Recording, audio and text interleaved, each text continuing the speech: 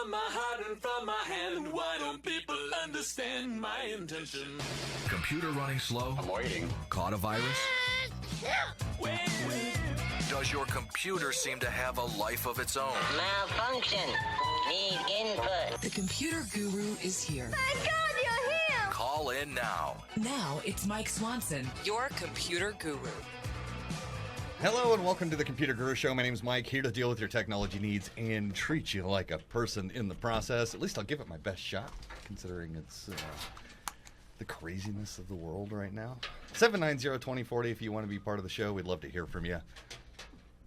Yeah, give us a call. 790-2040. We'll do what we can to help you out there. I'm over here stressing Kent out, apparently. A little bit. Kill them, you smalls.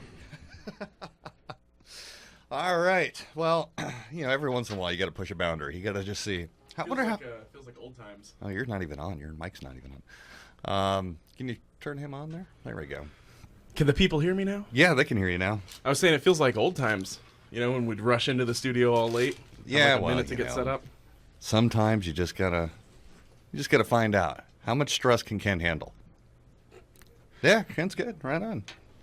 All right, 790-2040 if you want to be part of the show. We'll see what we can do to help you out with whatever technology issues are offending you today. And let's just go ahead and start with, I'm glad the election's over. Me too, although the election coverage does not appear to have ended yet. No. And, some people are mad still. Yeah, and I think they're going to be, both sides either way, Yeah. no matter what I'm happens. going to throw a fit for a little while. It's all right, kids. I'm just mad that my Twitter feed is nothing but election stuff. Yeah, I don't know. I was hoping that it would be over, right? Just, okay. Well, they're already getting ready to start campaigning for the next election, because that's how it works, right? Yeah, I think they started that yesterday. Yeah. All right. So, Guru 2020. There we go. So, you can vote for me for president. That's better than Kanye West 2020. Yeah, I might actually move to Canada if that happened. I figure you can't move to Canada. I figure if Kanye can run, so can I. And I will be, I think, a slightly less crazy president than Kanye. Well, didn't Harambe get like 10,000 votes? I think it was more than that, but yeah, Harambe, the gorilla, dead gorilla, the dead gorilla from the Cincinnati Zoo, got 10,000 votes for president. I think that's pretty comparable to what Jill Stein got. So, actually, you're probably not too far off there. Poor Jill Stein, she didn't do all that well. Yeah, she ran. I know who she is now. That's a thing. It is what it is. All right. We are going to talk a little bit about election stuff today. Mostly just, what a new presidency under Donald Trump could mean for things like internet security and net neutrality, Trans-Pacific Partnership, things like that. Yeah. Exciting, fun things. Yeah. And, the truth is, I don't know, right? There's a certain amount of, well, as with everything with the current election, is that there's, it's a lot of speculation. As far as, well, who knows? It's this unknown, quantity. Who knows what's going to happen now? I mean, it'll be an interesting thing either way. Right. The silver lining of this is that we have the opportunity now to just see what happens. Yeah, I kind of didn't have a horse in this race, so I was pretty much okay with the result, Yeah. And speaking of local results, we didn't do so well there either, I don't think. No. So there was a whole bunch of people that didn't take a finance class before voting, and basically made it so that we can't tax and benefit from one thing, and then they decided just to raise the cost of goods sold for everything else. So good job, guys. Appreciate it. Didn't see it going that way, honestly, but I was surprised at basically every turn this time around. Yeah, that's just been a roller coaster season. Yeah. I don't know. All right, what you got first, man? Well, I'm still getting set up here because we were late. We were so early that I just I delayed my setup. All right, well, we can actually, as soon as he gets the call screening done, we can take that. There's a lot of things that are just, there's got to be some type of name for the idea that every generation thinks that the world is on fire. Yeah, and like, I know that I'm not, I'm not like even close to middle-aged or anything like that, but I felt like it this election because it's like I see these people, who are, a lot of them are in college at the moment and definitely feel, more left on the spectrum. And it's just like, I remember feeling, I was super, super liberal when I was a kid, when I was younger. Right. As I think many kids are. And of course, I think now I describe myself as more of a centrist than anything. But I can't help but feel that a lot of these people who are just like literally throwing a fit right now, some of it has to do with the fact that they've been on training wheels most of their lives. Right. I saw, The Onion does fake news. Yeah. I saw an article on another site that is similar to The Onion. And it was like rioters appeased by handing them participation trophies. They all went home. I might have believed that headline, honestly. Yeah, it's pretty insane. All I'm going to say is, yeah, we'll be political for a minute. And I'll just say, okay, it's time now, right? We have a result, and there's really nothing we can do about it at this point. And I think the idea of burning your house down in protest is not necessarily the thing that you need to be doing right now. We should all come together and try to help one another and to live a better life. Each of us is responsible not only for our own safety, but for those around us, right? Let's be decent humans.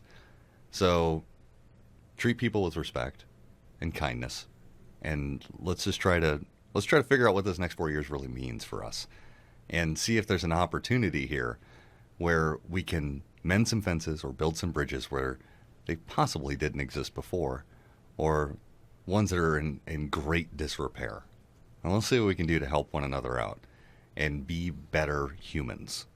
And I don't think that there needs to be, as they call it on the internet, the salt mining, right? Or the vitriol that is really out there right now. And we should take an opportunity to just say, listen, I feel your pain, right? All of us hurt in some way or another. We all live in this system. We all live within the same boundaries, and we're all here to experience this together. So let's try to figure out how to be nice to one another and be some friends, right? Let's help it out. Yeah, maybe a national broadcast or something like that. I mean, just try to pull it all together. Help me understand something, Mike. Sure. These people are in the streets, in the cities, and when you interview them, they're saying, stop the hate and things of that. What has anyone done to have them experience hate?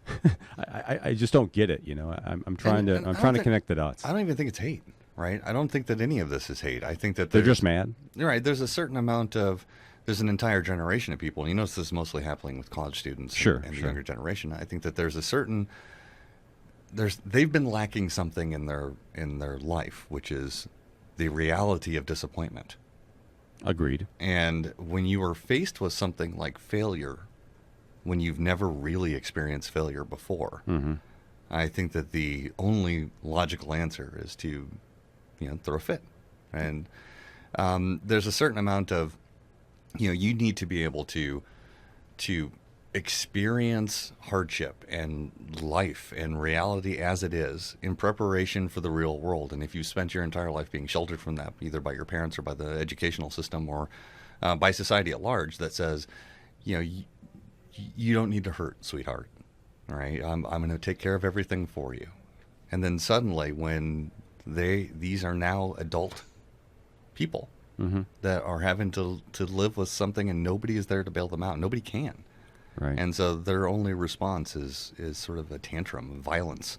I would agree. What was that one college that brought in chocolate and puppies? Oh, I didn't even hear about that. Yeah, there was a college that brought in puppies and handed out chocolate to soothe the students. Right, and that was just because of a debate, right? There's several of these instances, but one of them was that they were just having a debate about the idea of rape culture, and then so the school was like, well, this is going to trigger a lot of people, so let's bring in some puppies and chocolate and counselors and all of this stuff, and that's not how the real world works. And I think you're doing yourself a disservice by not experiencing the failure here. But the upside is you get to see, these failures are now highlighted. The failures are now, they're in front of us, and we can say, okay, look, this is where the failures occurred. Yeah, and I support their ability or their notion to walk down the street with a sign, but when they start turning cars over and things of that nature, then that's them crossing the line. Right, pulling people out of cars, meeting them in the street. That's not good. Yeah, I mean, also this is for many people, this is the first election that they've really experienced, whether that's as an adult or just that they've been cognizant enough to experience it. Right. But it's certainly not the first time that there was this much of a disparity between the candidates, and it's not the first time that people were this upset that it went one way over the other. Right, but there weren't any towns on fire when Obama was elected. I just mean historically even. There's been presidents that were, just as thought as, people thought that they'd never win or something like that. No, that's true. Right, but part of it is this is the social media generation when it comes to the elections, as everybody feels like they are connected, and really they're just in a larger, louder echo chamber, in many cases. Well, I think that there is some truth to the idea, though, that we're more connected than ever. I mean, if you look at Twitter, for example, like as we're following the election, you can go on Twitter and actually see what the candidates were saying right then, Right. And you can see, oh, Donald Trump or Hillary Clinton posted this 12 seconds ago. And if it's actually them, that means that they were sitting there looking at their phone doing the exact same thing as me, Right. There's something to be said about that kind of an idea, I think. Yeah, and Twitter was the most influential social media platform during the That's election. what people were saying, that during the day of the election, Twitter was where people were going for their news and updates. Huh. I mean, everybody says Twitter's a dead platform, but in some ways it's still one of the most widely used in the world. Well, today it's dead to me, just because you can't go on there right now. You can't go on there right now and find anything other than really, really angry people. My sodium levels are too high as it is. I can't take any more salt on Twitter. That's right. Let's take a moment to mention our sponsor. That would be Perfection Auto Works. You can visit their new site at perfectionautoworks.com. They are gracious enough to help us out by handing us cash to be on the air, and we very much appreciate it. And we'd love it if you could show them some love too.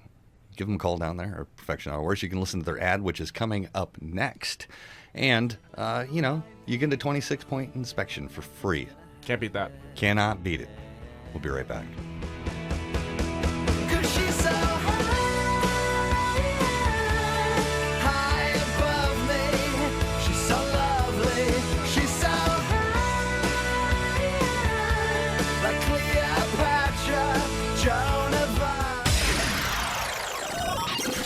Your computer guru, Mike Swanson, is here to help you tame that beast of a machine.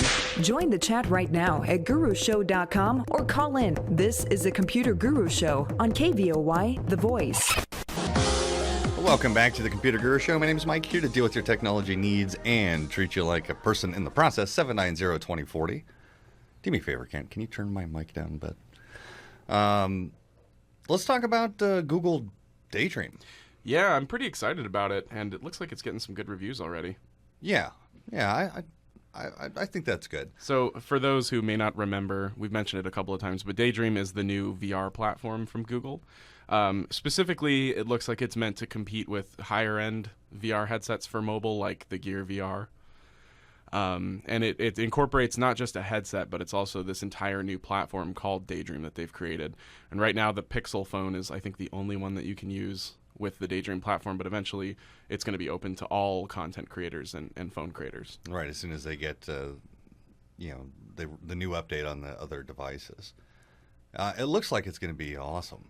Yeah, it seems like I like the idea that they're limiting it to higher end phones, because a big problem with mobile VR in general so far has been these really low spec phones that just can't do it. Yeah. So hopefully, that's why the Gear VR experience is so much better, is because it's only flagship model Samsung phones that can do it. So you've got higher resolutions, better processors, more RAM, just right out of the box. Yeah, it's kind of nice when you have enough horsepower or hardware to back up what you're trying to do with it. Yeah, the other thing about Gear VR that I actually haven't been able to see yet, if Daydream does as well, is that the Gear VR actually has sensors in the headset as well. And when your phone plugs into them, it takes advantage of those extra sensors. Looking at the picture, it doesn't look like it. Yeah, I'm kind of concerned about that. Hopefully that just means that the phone sensors are so good that it doesn't need it. Yeah, I would hope so. I mean, the sensors that are even from a year ago, or 2 years ago are considerably better now. Yeah, I mean, so I use Gear VR with my Note 4. So that's a phone that's like 2-3 generations old at this point. But even then, the Gear VR is a better experience in terms of tracking than even a brand new phone in just a regular cardboard VR headset. So hopefully, I haven't had a chance to play with Daydream yet, but hopefully it's going to be an even better experience. Well, you know how much I hate my phone, so I might grab myself a Pixel. Yeah, you should. Let's see what happens. Just because Samsung, yeah, you're dead to me. I'm kind of sad about Samsung, honestly, because I've been a Samsung fanboy for a long time, and now I know that like their brand is going to be tainted for quite some time. Oh, and that's not even the thing for me. They're right? like the Pinto of phones now. I don't like. I have no problem with them bursting into flames, and that's not even the reason I don't like Samsung phones. I do not like the interface. Yeah, and I mean that's understandable. The reason why I like Samsung phones is because I like the phone. You know, like they're a nice form factor. They always seem to have really high-end specs, and I think they're reasonably priced. You know, they're the best competitor to like the iPhone so far. Yeah, well, we'll see how the Pixel rolls out. not including the Pixel, of course. Yeah, like I said before, I like the Moto, Motorola phones, mostly for battery life. I like their interface a lot too. I don't know what they call the Blur interface. Is that what they call it? Motorola Blur, and it's a nice interface. I think the stuff is in the right place, really. Honestly, though, the fragmented ecosystem for Android is, I think, a big problem that still needs to be dealt with, and I'm kind of hoping that this new Google unified experience will deal with that. But the average user doesn't know that there's differences in the operating systems from a Samsung phone to a Motorola one. So they get used to their Samsung phone, and then they go pick up a Motorola, and they're like, where is everything? Right, I can't find anything. Yeah. Yeah, I've never really liked the Samsung phones. The only reason I have this one was because, the Motorola died. They were out of stock in the one I wanted, and they're like, hey, we're running a special on these. And I said, you know what? I haven't tried a Samsung phone in a couple of years, at least 3 or 4 years. Let's see if, what it's about. And I have to, don't get me wrong, the screen on the thing is beautiful. And It's got some really cool features. I like that it has a slow motion camera, which the Motorola's don't offer. I thought that it was fun, all right, and it is a nice phone, but one, it's too delicate. I mean, you sneeze at it and the thing cracks, and I really don't like the way that they deal with things like how the apps are sorted, or and it's really not that different from any of the other Android platforms. It's just that I don't like the way it feels. Well, I mean, if you're looking into getting a new phone anyway, you could always root your S7. Yeah, and I'll probably end up doing that. And I know that's one of the arguments, which is, well, if you don't like the way it works, just root it and make it anything you want. But that's also not accessible to the average user in most cases. Right. Not unless they're willing to potentially brick their phone. Yeah, I've been lucky and I've never bricked one yet, but I've bricked routers trying to do similar things, so it always scares me. I'm always a little nervous. Yeah, I've never permanently bricked a phone. I've wrecked a few. But they were all Motorola phones, which offer you the ability to re-ROM them. Right. And so I've never gotten to the point where I could not recover. It was scary, and it was like, I don't know if I'm going to be able to fix this. But from what I understand, you can perm brick a Samsung phone pretty easily. And that honestly is the reason why I haven't even attempted to root my Note 4 yet, even though it's supposed to be really simple. I'm going to wait until I'm ready to get a new phone anyway. But I think I might even check out OnePlus for my next phone. I don't know if you've seen anything on those. I haven't. They're just a completely third-party manufacturer, which is why you've never heard of them. But like their latest phone, the OnePlus 3, has like 6 gigs of RAM. It's crazy. Huh. I'll have to look into that. And it's only like I think $500. Oh, you mean like retail, full retail? Yeah, you have to pay full retail. Yeah, because they probably don't finance those through the Verizon store. No, you buy them direct from OnePlus. Well, we'll have to see what that looks like. Yeah, but if you get a Pixel, maybe I'll be convinced to go that route. I'm a big fan of VR, so I'll probably go wherever the VR is, honestly. Right. Like I use my VR for watching movies. That's the main thing I use it for. Oh man, you know what I'm looking forward to talking to you about after the break? What's that? The whole Facebook killing everybody. That was pretty funny. We'll have to see what that's about. Oh man, yeah, in memorandum of me. For a little bit yesterday, everyone was dead. Thanks, Facebook. Yep. We'll be right back after we take a few messages here on the Computer Guru Show. Give us a call, 790-2040.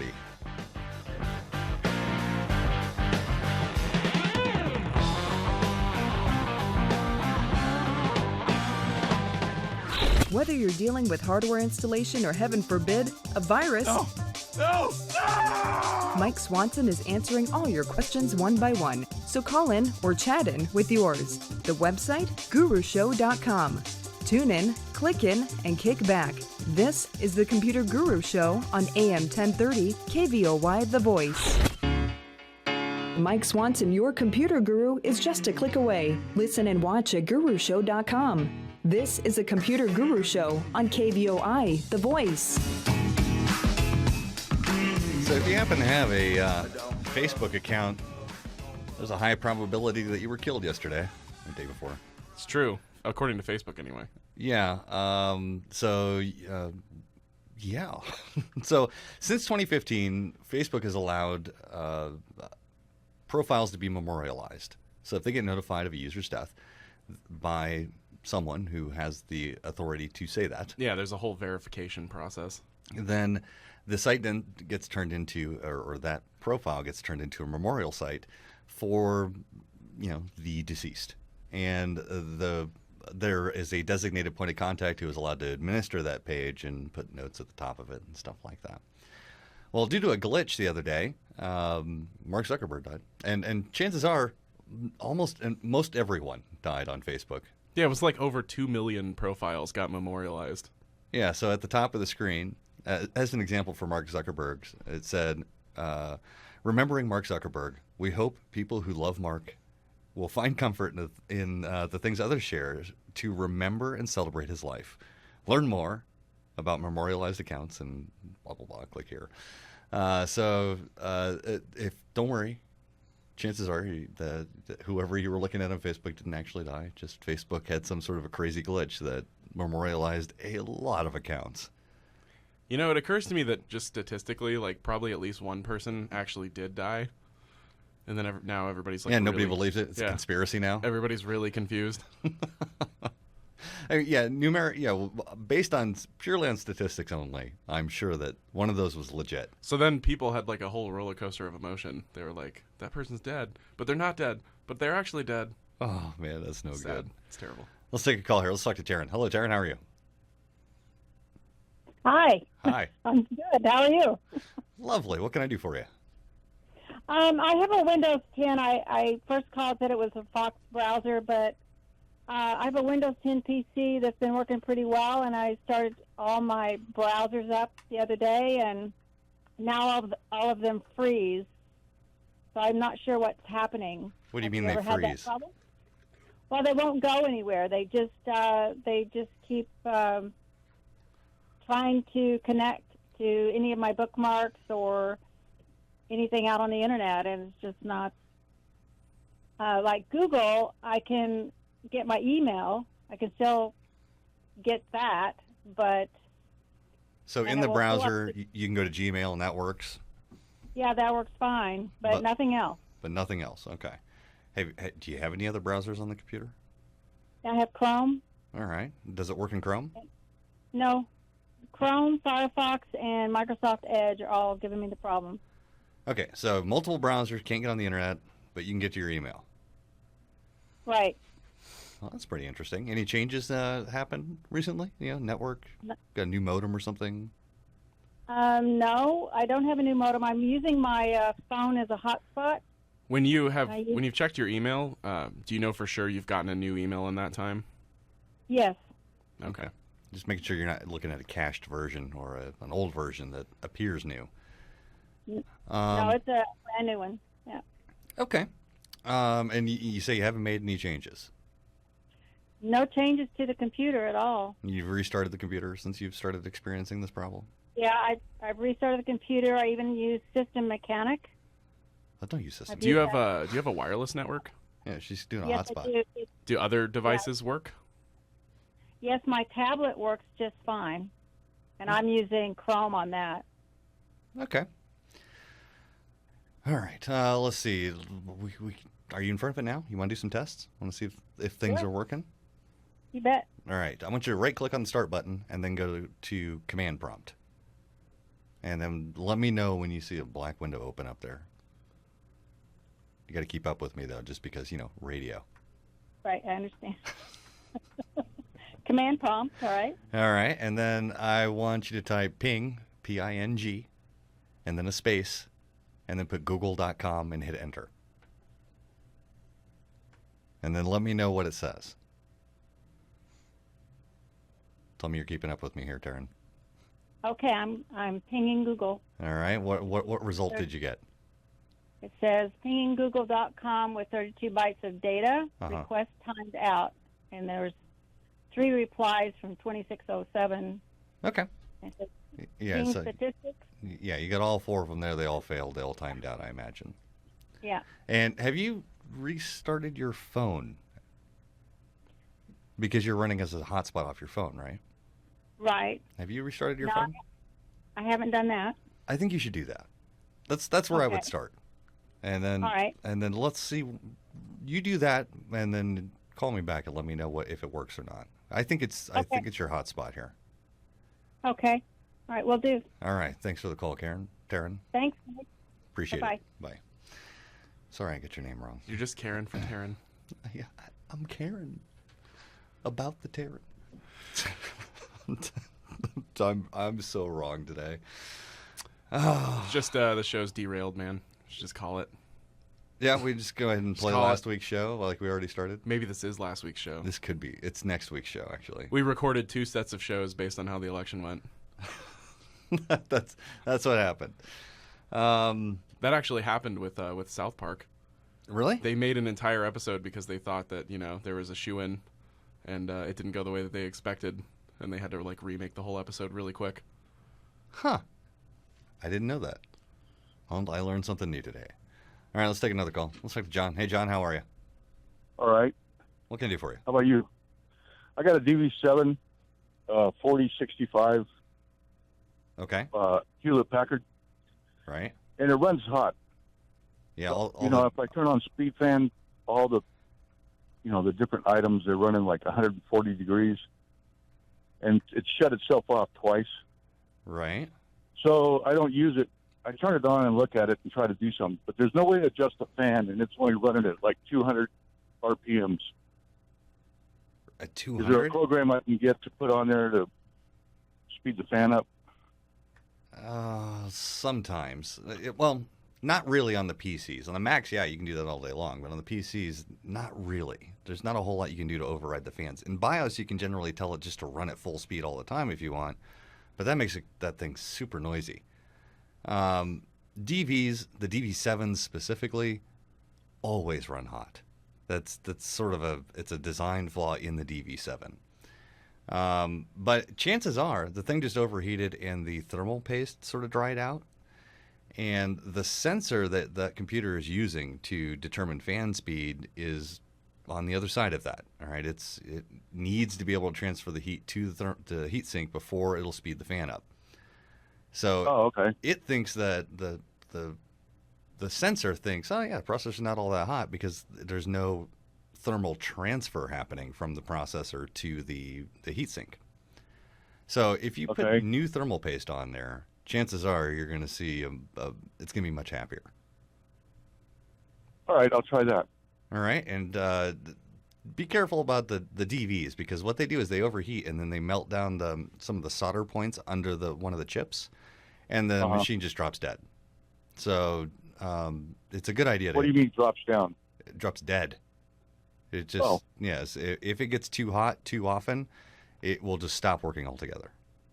So you want to get that thermal paste on there, and you can pick that up at like SWS if you don't have any, or LA Electronics. Yeah, I've got some. There you go, man. I think that's what I would do. I would try that first. All right, I'll try that. Thanks. All right, thanks for the call. All right, what's next, man? What do you want to talk about?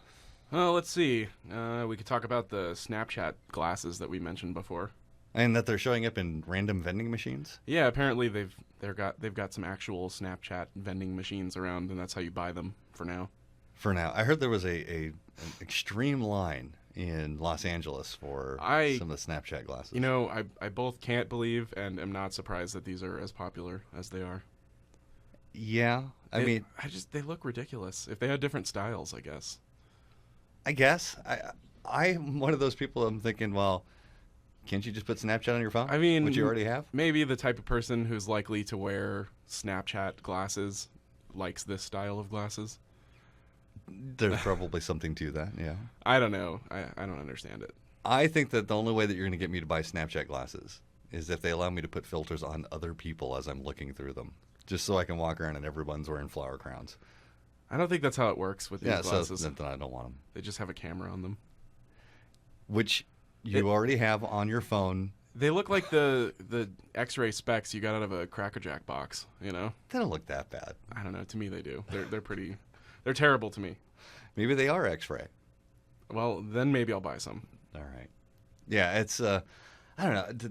The idea of I just need another device to charge is not appealing to me. Yeah, I mean, at this point, we're already charging our headphones. We're charging our phone. Charging our glasses now, too. Come on. My laptop, all of the tablets. Yeah, the army of tablets that you carry around with you. Army of tablets, that's correct. I can't imagine just having another device that yet needs charging. I don't want to have a lithium battery attached to my face that way, honestly. Well, not right now you don't. There's not when batteries seem especially hot these days. Yeah, and people are going to be wearing these at the beach where it's extra hot. Yeah, are they waterproof? Probably. They've got to be at least a little bit waterproof. Who knows? They're Snapchat glasses. They're not. They don't need to be functional like Snapchat. You know, because Snapchat is why. Can someone explain to me why on the Snapchat thing? I mean, like it or not, it's like one of the most popular social platforms at the moment. And once again, why? You can't even. You can't do anything. On a scale of 1 to even, you can't. Right? As far as... Next week, the guru gets a Snapchat. Try it out. Let's see. I have a Snapchat account. I cannot understand what makes it so You got to start using it, man. I don't know. We'll see if it's good. I guess. You gonna get some Snap glasses? Maybe I'll figure out what my Snapchat account is called and tell people to help me understand it. We'll be right back. It was another lost weekend. The band was too slick, and the people were twisted. So I asked for a date. She reluctantly agreed. Computer troubles? Need some advice? Call in now. Mike Swanson will be back after these messages. The Computer Guru Show, AM 1030, KVOY, The Voice.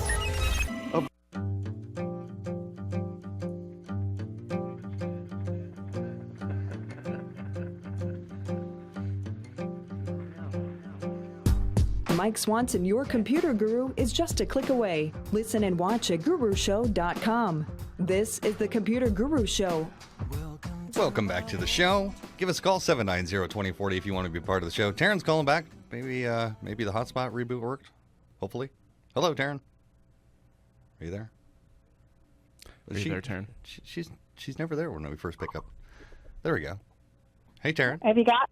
Yeah, I'm here. All right. Did it work or not work? It did work, Mike. I was just saying you're a genius once again. Well, thank you very much. I disagree, but thanks for the compliment. Okay. Well, anything that works for me is a genius. So anyway, I'm just not sure why that is the problem, though, if you have to turn off your phone. Well, every once in a while, everything needs to be Sometimes you rebooted. got to just turn it off and on again. That's right. That's it, huh? Honestly, that's probably 75% of tech fixes is just restart the device. Have you restarted? And if the answer is no, then you should do that. Okay. So, all right. Well, thanks for the call. It worked great. Excellent. Glad to hear it. Have yourself a lovely day. Thanks. You too. All right. And be sure to tell your friends about Computer Guru and tell them to call us. We're geniuses. I always do. Apparently. I always do.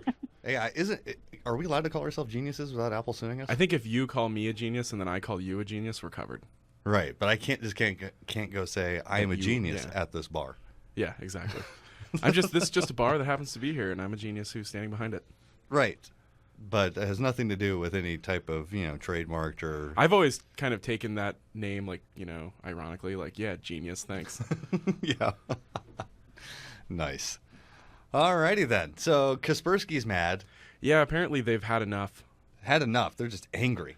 Are they really angry? Apparently, they're so angry that they've made a post called, "That's it. I've had enough." Okay, what have they had enough of? They're really mad that Microsoft has their own antivirus, apparently, and are bundling it with Windows 10. And they're saying that this is a problem? Yeah, they're upset because they think that, it's anti-competitive for Microsoft to be bundling their own antivirus with their operating. Simple solution to this. Kaspersky should bundle their own operating system. With their antivirus? With their antivirus, right? Well, yeah, I mean, I know that Microsoft has been accused of this in the past, a lot of times, actually. And I think it's the same. I have the same reaction to it every time. It's Microsoft's product. They can do what they want. Yeah, I mean, ultimately, it's their platform, so they're under no obligation to, make sure that it's competitive for everyone, I feel like. Right. Here's my advice to Kaspersky. Build a better antivirus. Yeah, build one so good that people switch away from Defender to use it. Don't get me wrong. People should switch away from Defender. I mean, Defender does its job, I feel like. It's all right. It does a... I'd rather have Defender than Kaspersky. It does a moderately adequate job of defending, right? It's not great. Yeah, the only reason I'm still on Defender is because of Bitdefender having all those problems. Yeah, well, here's the thing, is that Windows Defender is the Microsoft Edge of antivirus, right? It works, but it's not great. Personally, I like the idea of a bundled antivirus because I just don't even want to have to think about it. So if it was if it was the best, operating system, or antivirus, I'd be more than happy to continue using it. Right. But if Bitdefender has all of its issues fixed, I'll probably switch back to that. My advice to Kaspersky is this: build a lighter, faster antivirus. And make it cheaper, by the way, because Kaspersky is expensive. A lot of them are. A lot of them are surprisingly expensive. And the only reason I can think of is that they just get less subscribers, so they have to charge more. Well, I think there's this thing that they're just awfully proud of themselves. Right? They can charge it, and people are paying it, so why stop? I'm a big believer in the, charge like $5 for something. Charge $5 a month for your antivirus. I'd buy it. Well, and that's pretty much what they're charging anyway. Because what is that? It's like $60 a year, right? Because Kaspersky is like $75 a year or something like that. I guess that's not terrible, but it's too expensive for my taste, especially when there are free ones out there, right? They exist. One of them even comes built in, but I don't think that Defender is good enough to stick with it, even though it is free. I think that you need something else you're going to pay for, like Malwarebytes or something like that. How long do you think it's going to be before we start seeing paid ad blockers? Oh man, are there not any now? I'm just curious. I mean, well, I feel like they're going to have to, because it's not like they can show you ads, to make up for their. Although apparently, AdBlock Plus or whatever is actually trying that. Yeah, whatever. All right, there's always going to be another one that just decides, well, no, we're not going to make. I could see people selling hardware ad blockers that you put on your network, like the piehole. Yeah, like some type of an application or an appliance that you can purchase and maybe have it stay updated all the time. I could see that being something useful. Yeah, I'd pay like $50 or something for that. Yeah, I think you'd have to give it more features though. I think you'd have to also have it be, a proxy server with logging so you can see what your kids are up to. I feel like you could, because the piehole runs on its own DNS, so I feel like it would have to work that way. Yeah, I'm not saying that it's not possible at all. I think that if you're going to sell one, though, it'd have to do more than just ad blocking on the network. Yeah, the whole kid monitoring thing would make it an instant seller. Yeah, maybe I'll build one of those. We just gave our idea away. Trade secrets. China is already working on it. Yeah, they've probably already built it and marketed it. They're firing up the mass production machines over there right now. Oh my goodness! Well, that was last week's show. Yeah, or 2 weeks ago. What was the last week? I can't keep. I was here last week and I still don't remember. So I can't keep track of that stuff anymore. We don't have any more breaks that we need to get to. Okay, I just want to make sure that we weren't like running over on things. Nope, all good. So Edward Snowden, of course, weighed in. Of course. All right, because what do you have to say? He said you don't need to fear Trump. All right, he says just fear the NSA. I think Edward Snowden might have to fear Trump. You know what? I saw something interesting, and it was if you really want to show that you're not about, the establishment that has been out there, that you issue pardons to people like Snowden and Manning. And I feel like if I was Snowden, though, I would feel a little uneasy about a pardon, I feel like they're like, yeah, come on back. You're pardoned. Well, I mean, isn't there some paperwork that goes along with that? I'm just saying, like, heart attack might be right around the corner if he comes back. Maybe. I don't know. I think it would be a nice gesture, though, to say, you know what, let's whistleblowers are kind of important. They can alert us to things that we did not know about. And if WikiLeaks has showed us anything, right, there's lots of things that we don't know about. I'm definitely on the side of Snowden. I don't think that he should be treated as a treasoner, personally. I don't either. I think that if anything, that the people that are doing things that are anti-constitutional should be treated as treasonous. The people that were telling him to do that, and that was the whole point of the Snowden leaks anyway, which is say, look at these people we're having me work on, and that's against the Constitution. We're not supposed to be spying on our own. That's search and seizure, Yeah, and I mean we're going to see, exactly how that happens this election. It's going to be an interesting thing for the NSA this time around. Interesting. That's a good word for it. Yeah. I like to use the word interesting because then later I can be like, well, what I actually meant by that was. Well, or you could just say, I told you it would be interesting. Yeah. Either way, it's going to be interesting. No matter what happened, this is interesting. At the shop, I know that we use the word interesting in different ways to mean different things depending on who we're talking to. Yeah. That's one of those words that can mean a lot of different things. Yeah. I've definitely had customers, and my response to them is, that's interesting. Right. There is it's the PC, or tech shop version of aloha. It can just mean anything, really. Oh, yeah, that's an interesting problem. Sometimes it means, what? What did you just say? Other times it means, that's actually interesting. Or other times I'm like, yeah, this is pretty boring. But you know what? Interesting. It's really interesting. Interesting. This topic has been interesting. So yeah, for sure. For sure. Yeah. You guys should call us up and tell us interesting things. Let's take a moment to mention our sponsors that have helped us out on the first hour here. That would be Perfection AutoWorks. And, Perfection AutoWorks, they do a good job. They have their inspections. They treat us well. You should treat them well by giving them a call, and at the very least, call them up and say, hello from the Computer Guru. They've been a sponsor for a long time, so definitely and they're very nice to us. Even though sometimes I'm late on my, what time I'm supposed to say stuff, or Mike's pretty lenient with me. I think I'm all right with that. He doesn't put the screws to you too quickly. Every once in a while, I get a phone call, and he's like, "No." I'm like, "Okay, sorry, man." But it's cool. It's cool. Mike and we have an agreement, which is that he supports the show, and I say what I think about him, and luckily, the things I have to say about him line up with me getting paid. So that's pretty awesome. Also, our Patreon sponsors. Thank you very much to you guys for helping us out. If you want to be a Patreon sponsor, you can as well. You can go to gurushow.com and click on the link and go over there and sign up. You can donate as little as $1 a month to help us out, keep us on the air. Yeah, and I mean, a lot of people choose to donate that way. It's a really easy way to show your support for the show. So go check it out. We've got some rewards on there, too. Yeah, and Desert Pro Commercial Cleaners. They help us out on Patreon. You can check out their work over at 64 North Harrison. They do a great job, and we really appreciate their sponsorship. We'll be right back. From my heart and from my hand, why don't people understand my intention? Computer running slow? I'm waiting. Caught a virus?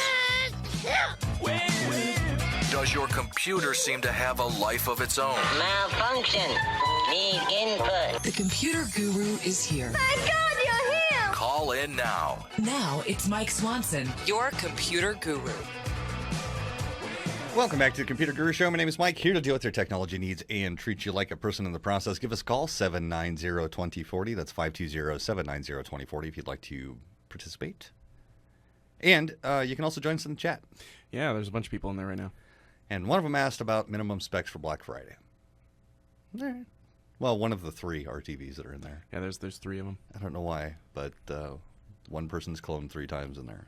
I don't know which RTV he has, so I don't know. But minimum, everyone knows I hate AMD processors. Don't like them. It's one of the things we disagree on. Right? Rob likes slow computers, so he's okay with the AMD processors. Well, you know, money's a factor for me, so I might have to take it up with my boss. See if I can afford an i5 this time.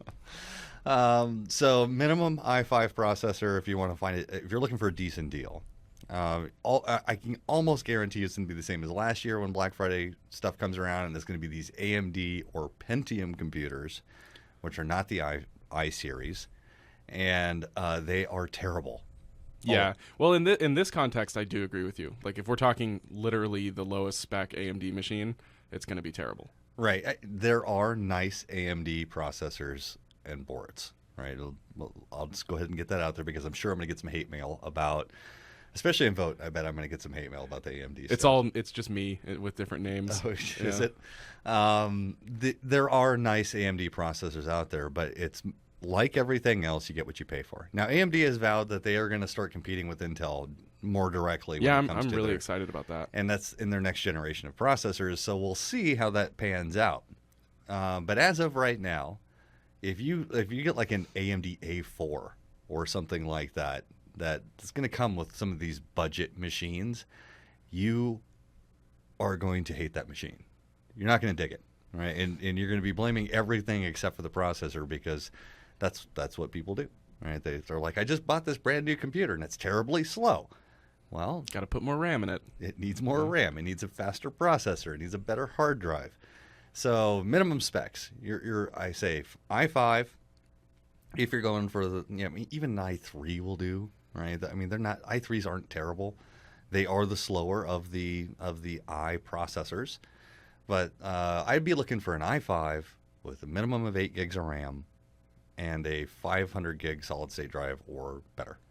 Kind of blows my mind that we're already at the phase where like an i5 with 8 gigs of RAM is like an entry level machine. Yeah, and yeah, you could do less on all of these things. You could go an i3 with 4 gigs of RAM and a conventional drive. But that's not a future-proof machine by any right. That means. Machine is effectively disposable when you buy them at that specs. At those specs. So if you happen to get like a nicer box, right, i5 8 gigs solid state drive, that machine's gonna last you a little while. You're gonna be happy with using it also, which is sort of the larger concern for me. Is sure you can afford the budget machine, but you probably can't afford all the hate that you're gonna have to pour into the keyboard to try to get it to do what you want it to. Or do. can you really afford that budget machine every year? You know, because if you just spend the money up front and buy a nicer machine, you'll have it for a few years at least. Right. Yeah. Don't buy this disposable computers. And really the whole, I guess we should probably start doing this now that's getting close to that time, is that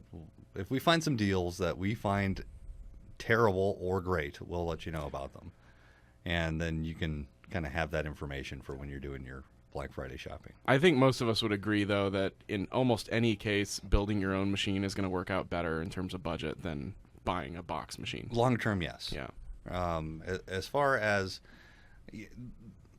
we can't touch the deals that you can get from the larger vendors, right? So if buying from like an HP or one of these other things, they will often offer prices that we just cannot compete with building a machine. But if you're looking for a machine that's going to last a long time, then the build machines, like as an example, if we build you a computer, it's gonna last you 7-8 years, as opposed to the 2 or 3 years you're going to get out of that really cheap machine that you can get directly from the manufacturer. So if you do the math and say, well, if I have to replace this machine 3 times in that time frame, then yeah, it suddenly makes more sense just to have it built, get nice hardware in there that is more future proof than the ones that you're going to pick off the rack. Yeah, what's kind of interesting about that is that I'm getting to the point now where I'm seeing machines come in every now and then that I recognize from when I first started at Guru, like almost 6 years ago. Right, they're coming in. Just coming in for service, or maybe a hard drive failed or something. Yeah, so it lasted.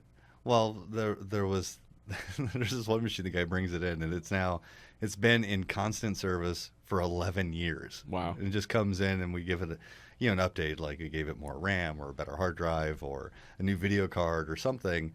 The guy's still using it kicking right along, and he's upgraded from XP to 7 to 10, and the machine's still running. I mean, is like you said the other week? Is it the same machine at this point? Yeah, because it still has the same processor and board. Oh, okay. So That's crazy. I'm still saying that. I have never had a processor last that long. Yeah, they're nice processors when you spend the money on them. I mean, maybe that's just because I burn mine out because I'm always doing like cryptocurrency mining or something. Right, overclocking. Yeah. And No, I wouldn't overclock. not to mention, doesn't your computer live in a closet? Not anymore. Oh, okay. I used to have the whole closet station. That was pretty cool. I don't have that anymore though. Now it has its own space in your home. It's got its own little corner. Nice. Yeah. I don't think I've restarted it in like a year though. Should probably do that at some point. Time to reboot? Yeah, I think so. I just let it blue screen. That's like a restart, Same thing.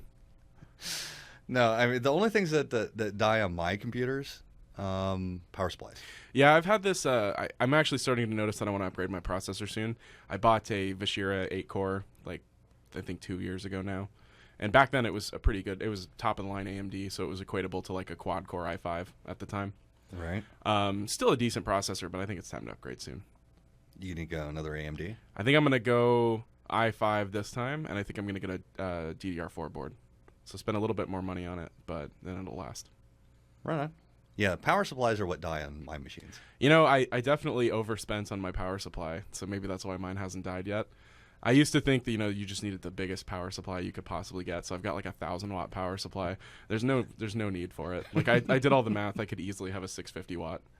Right. You just need one that has the power connectors for your video card. That's it. Yep. Doesn't need to be anything more than that. Yep. Well, I mean, the same is true of processors. If you're gaming, you don't got to go crazy. You don't need a 12-core i7 for gaming. No. In fact, it doesn't really do you any good at all. Yeah. So maybe that's why I don't mind AMDs, is because I'm just gaming and I've got a 980 anyway. Right. That's not a bad card. I put a 1070 in mine a few weeks ago. That's a nice upgrade, yeah. And was running the speed tests on that, and holy moly, that's a nice card. I'm working on just as a side project, a bare bones budget gaming build to basically compete with consoles, and I'm just very slowly piecing it together and trying to keep the budget as friendly as possible. 1080 is the way to go with I was thinking either that or an RX 480. So, but if the 1080 is pretty budget, so. Right on. Yeah, so and for those of you who have no idea what's going on here, the 980 is the video card that Rob has now, and that's a few generations old at this point. Right, it's 2 generations old as far as NVIDIA is concerned. It came out 2.5 years ago, and it's still a very nice video card as far as gaming is concerned. If you want to be able to play most games on their highest settings so they look the nicest and smoothest, it'll do it just fine. Yeah, it ran the new Doom game on high. It had some issues with Ultra, but high was just fine. Now the 1070, 1080, all of the 10 series actually from NVIDIA with their newest ones are considerably cheaper as far as the performance to dollar ratio. And how much did your 980 cost? I think it was going for around $500 when I picked it up. Okay.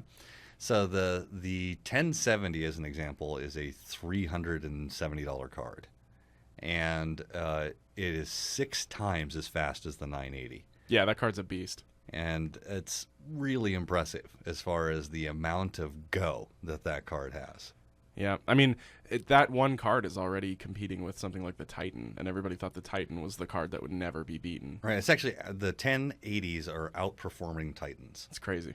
And a Titan is a $1,200 card. Yeah. So it's, for, $300, yeah, you can get a really nice video card. Have you, with your 1080, have you tried the, what do they call it? I don't remember what NVIDIA calls it, but the mode where you can turn all of your displays into one, the Unity mode or whatever? Yeah, it's like some type of spanning mode. Yeah, I've not done that yet. You got to do that with a flight simulator.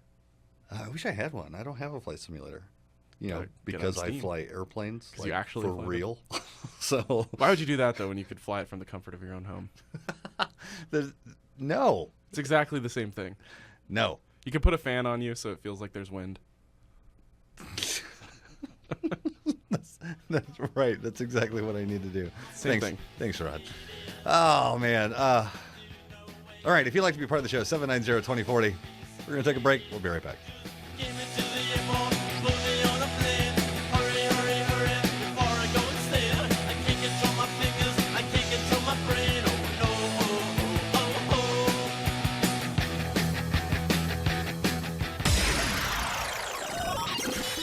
Your computer guru, Mike Swanson, is here to help you tame that beast of a machine. Join the chat right now at gurushow.com or call in. This is the Computer Guru Show on KVOY, The Voice.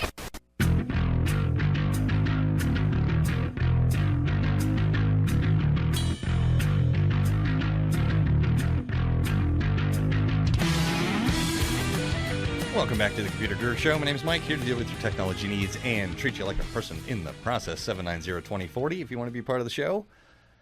So do we want to talk about Tim Berners-Lee? We could. Okay.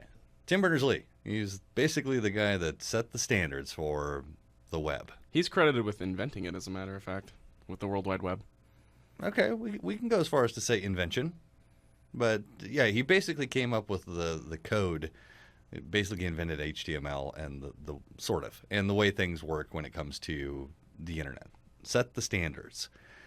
And now people are saying that that they want him to weigh in on the DRM debate as far as like Netflix and Microsoft as a whole, even iTunes.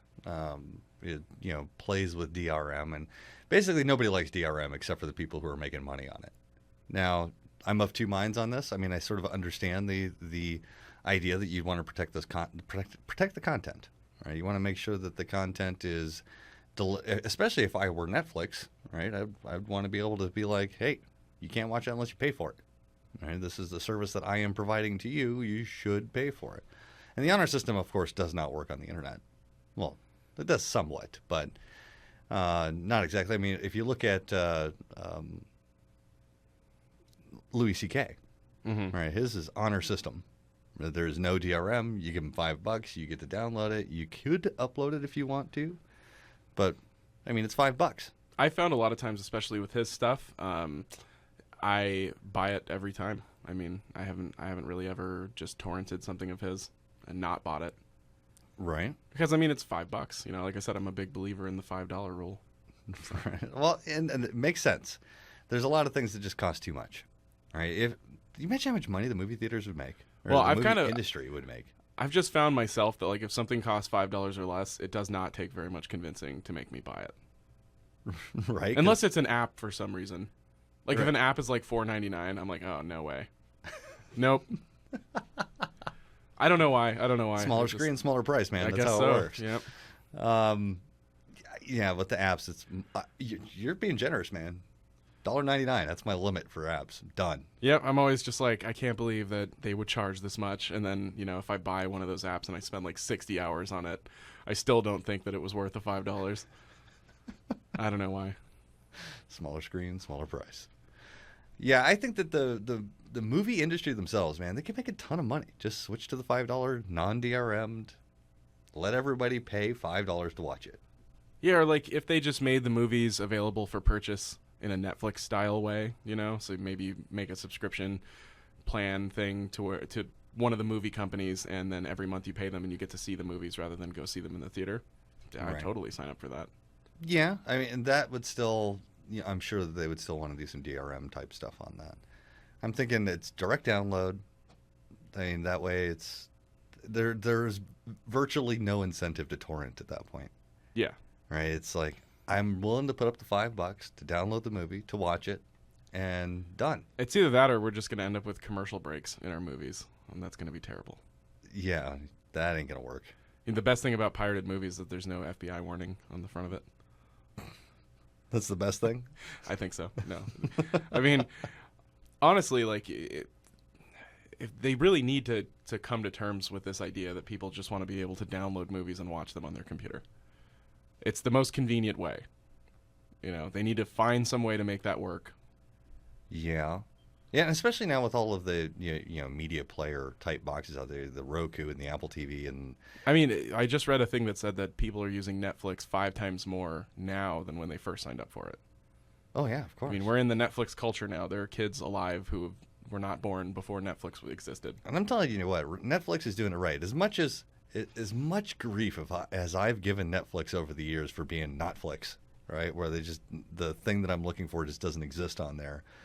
Them turning themselves into their own creation studio is Awesome. I found that my Netflix subscription basically exists at this point to facilitate those shows and nothing more, you know? Yeah.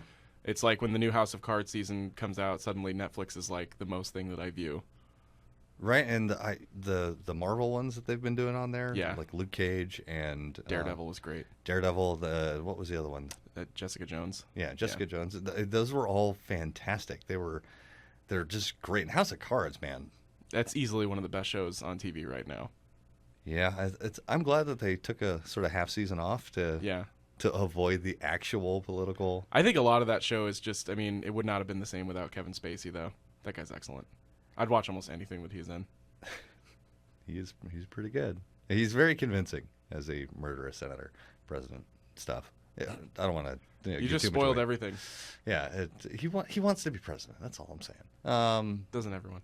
Yeah. So House of Cards is amazing, and Netflix going that route is, I think, a good thing for them, right? Because they are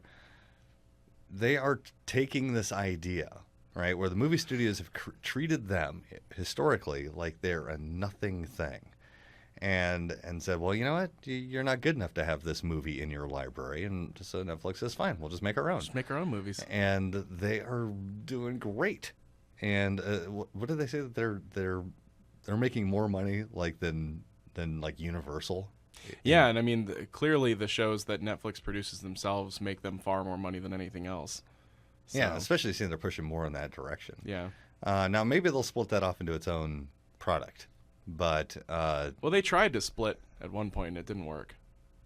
Yeah, maybe they're a little premature on that. Yeah. I think that they could probably have a standalone sort of HBO Go style product, right? If it was like even cheaper just for their own shows. Right, just for their own stuff, make it cheaper, and like a $5 a month thing. You know, I was thinking about it too. Another one of the reasons why I have my Netflix is I'm just like far too lazy to cancel it and then have to curate all of my interests again if I decided to have it at some point. Because the suggestions and all yeah, of that. because I've had my Netflix account for like going on a decade at this point. You know, a really long time, back when it was just DVDs. So does it know you? It knows me on a scary level. You know, I go on there and it's like, you want to watch this? And I was like, you're right, Netflix. See, I have a daughter, so I don't have that. I have a guest account, so. Well, when I had my Netflix account, when I started it, the guest account didn't exist. Yeah. And so, you know, at the time 7-year-old daughter basically just wrecked my entire suggestions list, because suddenly there were things like SpongeBob and stuff showing up there. And yeah, I still have all 5 of my guest profiles because I was like grandfathered into that when they came out with it. And I've got one dedicated just to guest, and if you come over to my house and you want to watch Netflix, there's going to be a speech before I hand you the remote. Don't watch anything on this other account. No, you will use guest, or you will die with a remote embedded in you. Nice. You get to go home with a free remote. Yep. All right. If you'd like to be part of the show, 790-2040. What do you think? You think we should probably take a break? I guess so. We should give some callers time to queue up. Yeah. So give us a call, 520-790-2040. Let us know what you've got going on with your technology, and we'll see if we can help you out with it. We'll be right back.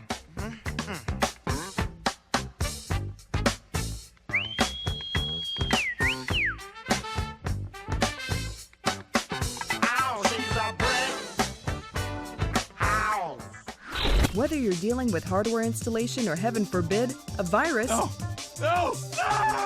Mike Swanson is answering all your questions one by one. So call in or chat in with yours. The website, gurushow.com. Tune in, click in, and kick back. This is the Computer Guru Show on AM 1030 KVOY The Voice. I've walked over 300 miles. I'm nerdy in the extreme and whiter than sour cream. I was in a V club and glee club and even the chess team. Only question I ever thought was hard, what do I like, Kirk or do I like Picard? Spend every weekend at the Renaissance Fair, got my name on my underwear. They see me stroll. Welcome back to the Computer Guru Show. My name is Mike, here to deal with your technology needs and treat you like a person in the process. You should probably give us a call, 790-2040, if you want to be part of the show. Talk about stuff and things. Stuff and things. But we have to be talking about stuff and things. That's just how that works. Yep. So we're going to have to vamp and talk about stuff anyway. So if you could call up and give us stuff to talk about. Okay. How about the 4K TV adoption outpacing HD TV conversion? That's pretty cool. that just says to me the economy must be rebounding because 4K TVs are really expensive. That's what I'm saying. Like they're, I just was at Best Buy the other day. I like to go there every now and then and look at all the TVs I'll never have. Right, all the stuff I can't afford. The evolution of TVs is funny to watch. Like they're curving more and more now. So soon a TV is gonna like wrap all the way around you. Yeah, it's gonna be 500 inches and it's gonna wrap all the way around the couch. Yep. Right. So as far as it's just gonna be this donut TV that you walk into. I noticed a trend though that I kind of don't like. I think it's a little bit disingenuous. What's that? They say that the TV is like 2 millimeters thick, but then there's this base at the bottom that has to be with the TV, and it has all the actual TV components inside of it. Right. I don't think that counts. Someday they should just build them into like curio cabinets. That'd be pretty cool if they did that. Did we put the link to that? Yeah, I did. I showed a video of it on the podcast and stuff. It's pretty cool. Yeah, the curving of the TVs. I don't know how I feel. It definitely works in terms of like making it look more in depth. I guess. Like if the TV's big enough. If it's a small TV, it doesn't make any sense. But like those huge like 80-inch TVs that curve, then they cost like $22,000. Right, that stuff will never afford. When there's a person standing next to the TV, like offering you a finance plan, it's too expensive. Yeah, so I was in the Best Buy the other day. I don't do that very often anymore, just because they like to kick me out. But yeah, the TV section is pretty.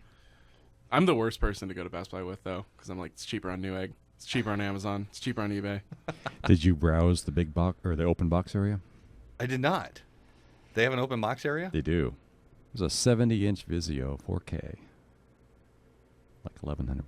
Wow, that's pretty impressive. I got my TV from an open box at Walmart. Actually, I was just there one day, and it's a smart TV, and it was like $190 because it was open boxes marked down like half price. Does that mean you can just go around, open a box, and be like, I demand a discount?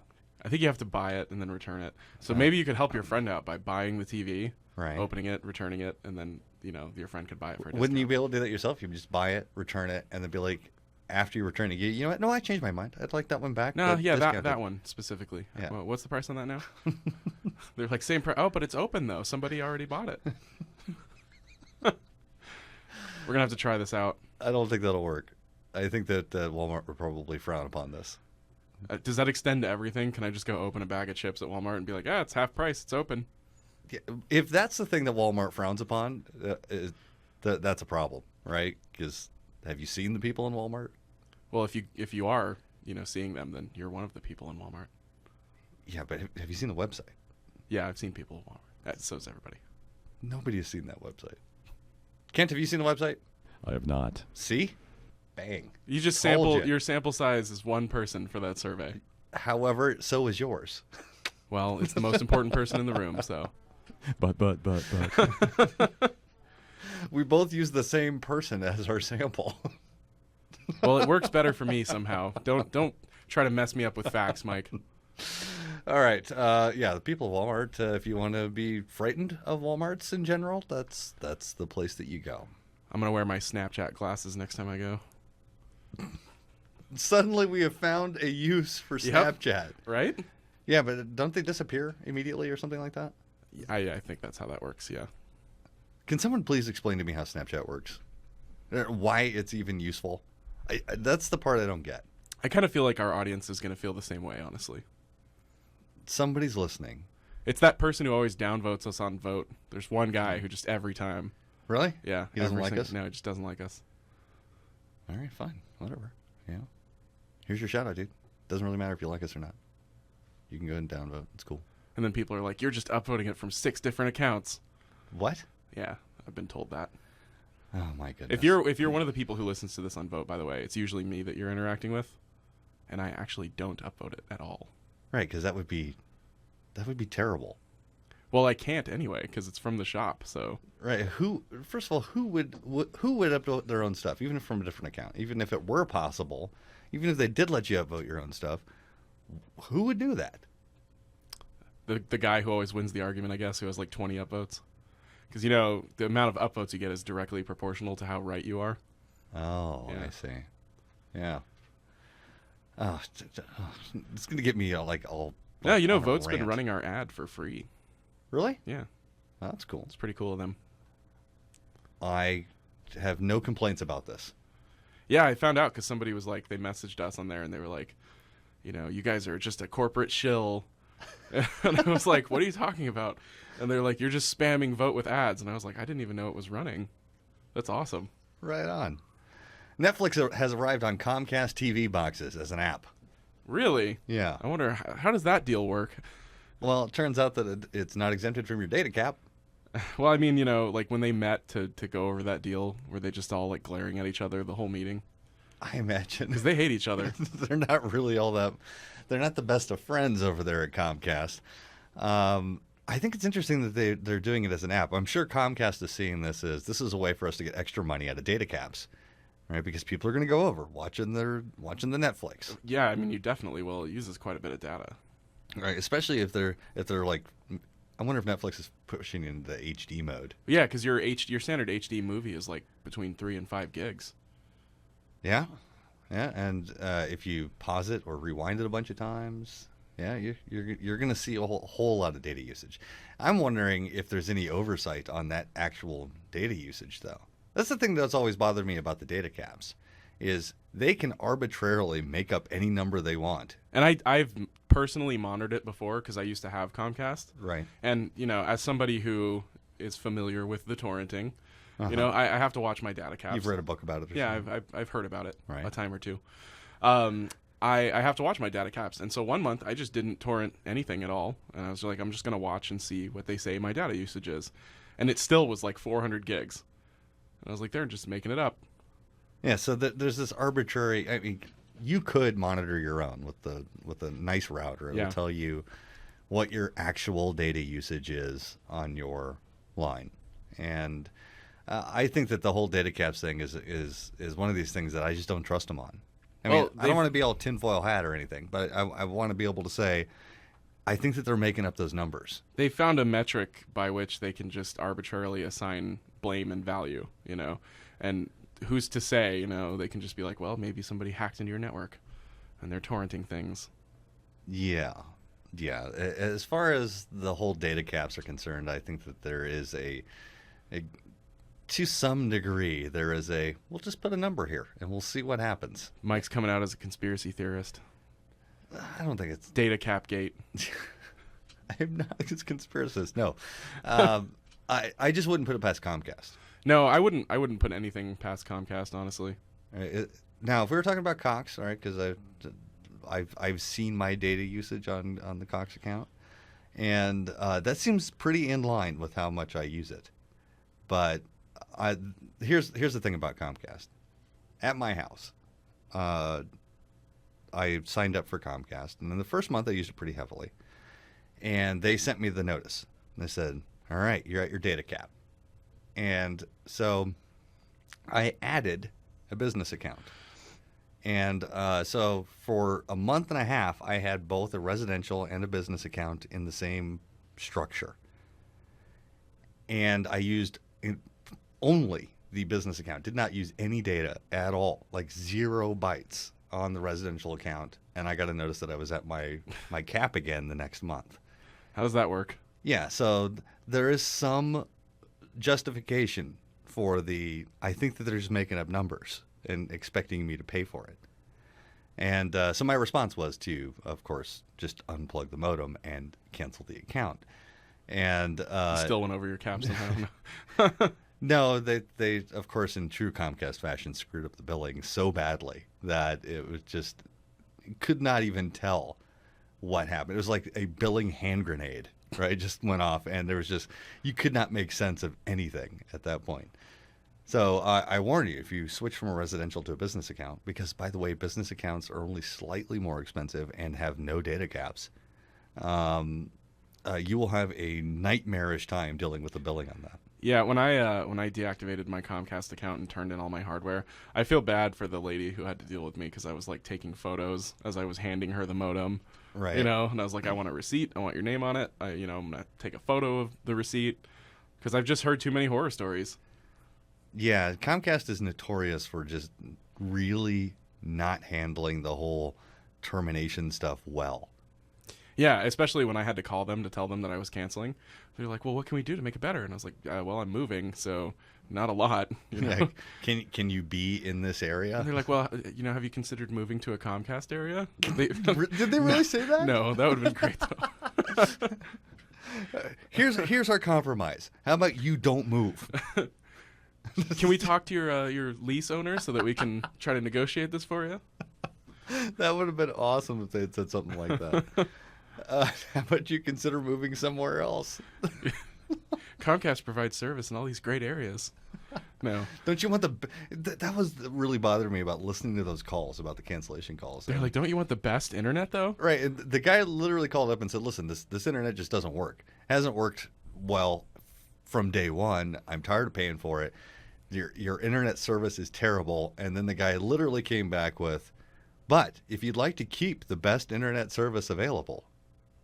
And he was like, this is not the best service available. Well, that's what they want you to say, though, because then they can be like, well, we've got all these, statistics that show that it is. Yeah, I just want to cancel. Yep. And that's what he kept saying over and over again. But before you cancel, though, I would just like to cancel. Don't you want to keep the best service? No. So, yeah, as far as Comcast lying on the bill, yeah, it's happened to me. Didn't happen to me, luckily, but I had photos. I was, ready. I was waiting. I was like, please say I didn't turn something in. Disney, what are you doing with Comcast, man? What are you doing? Because Disney owns them. It's a giant evil conglomerate that scares me. It's just, it's too bad. It's too bad. It makes me sad. It's too bad and it makes you sad. Screw you, Comcast. We'll be right back. That's our opinion.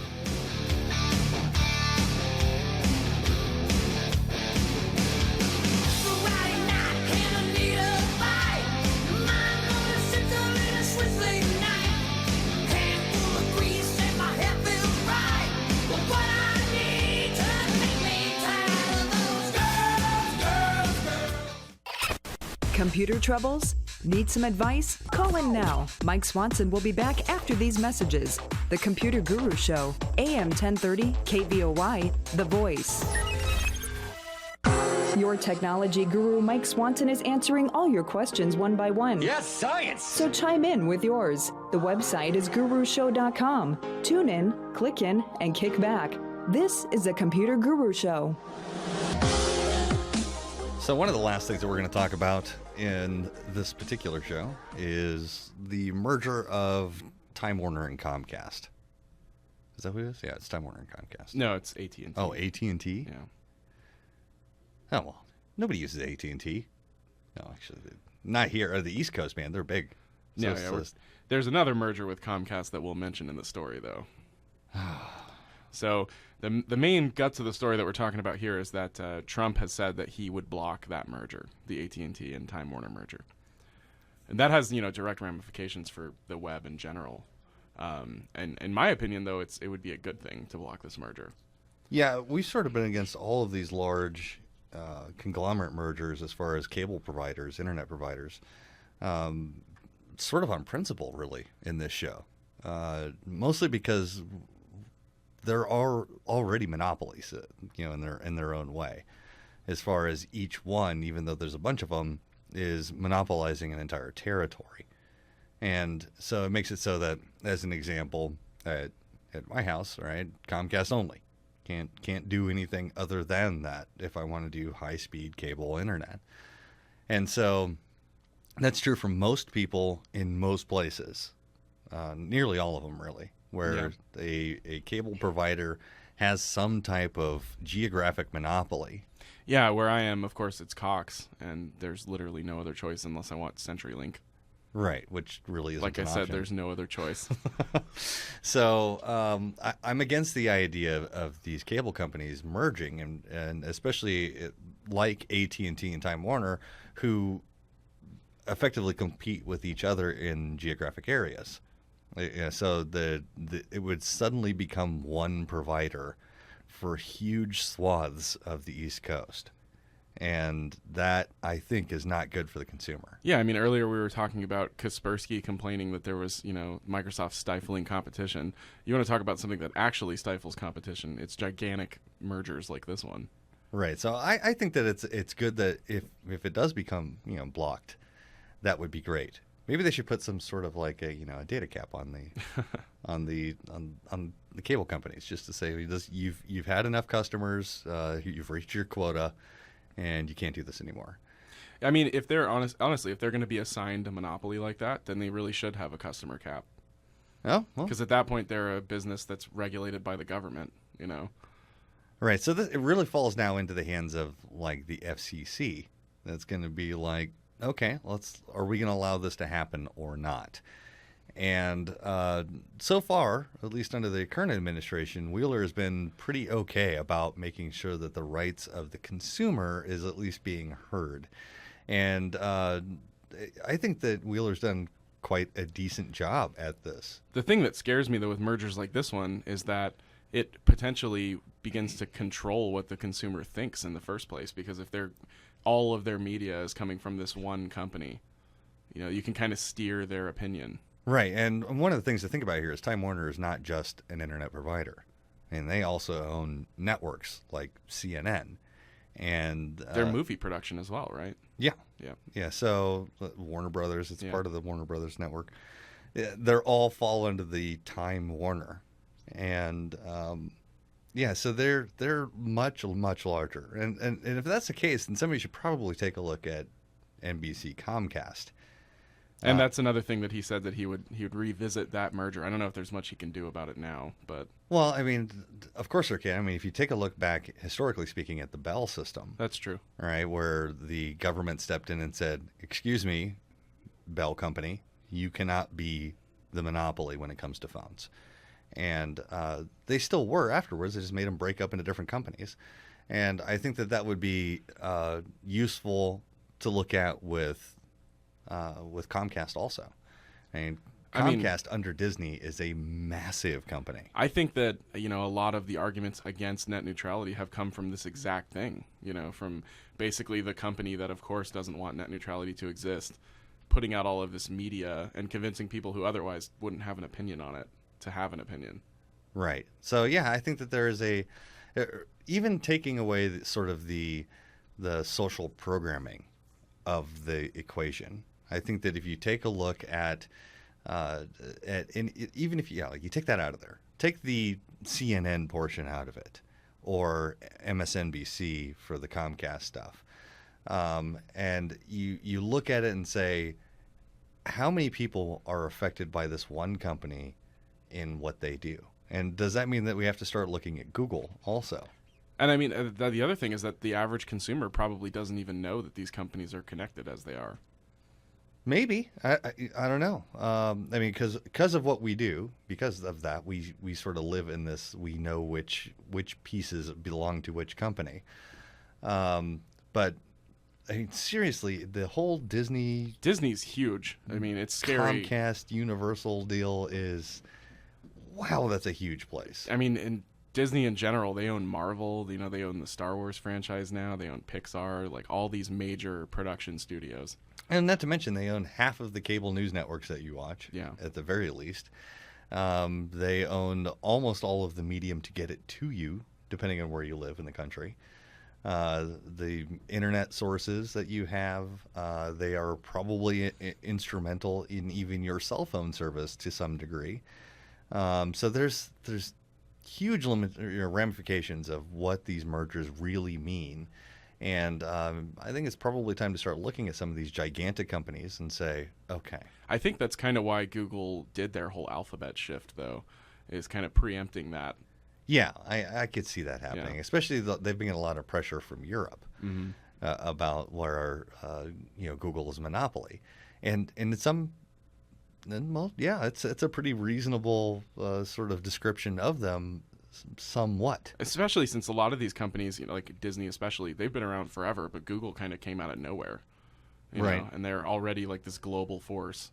Yeah, they're huge, and so there's a certain amount of I think that it would be harmful to internet users as a whole, and especially those that are geographically located in those areas where they would be directly affected by this type of a merger. I mean, the price of cable internet is insane as it is.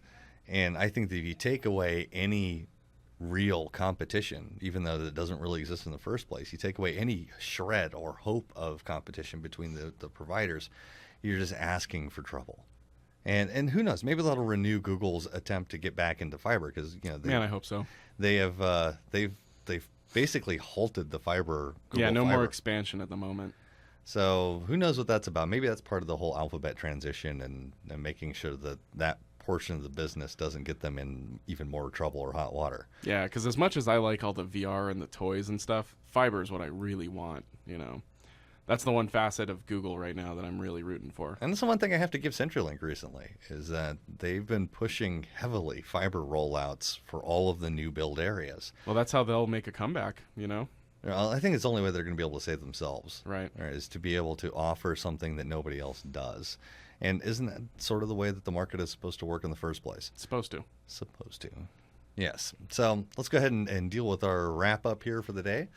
I want to once again take an opportunity to thank the sponsors. That would be Perfection Auto Works and Desert Pro Commercial Cleaners. They help us keep the show on the air, and as well as all of our Patreon sponsors. If you have the opportunity and you feel like the show might be useful, or maybe you hate it and you want to make it better, right? Maybe you're the guy on Vote that's downvoting us.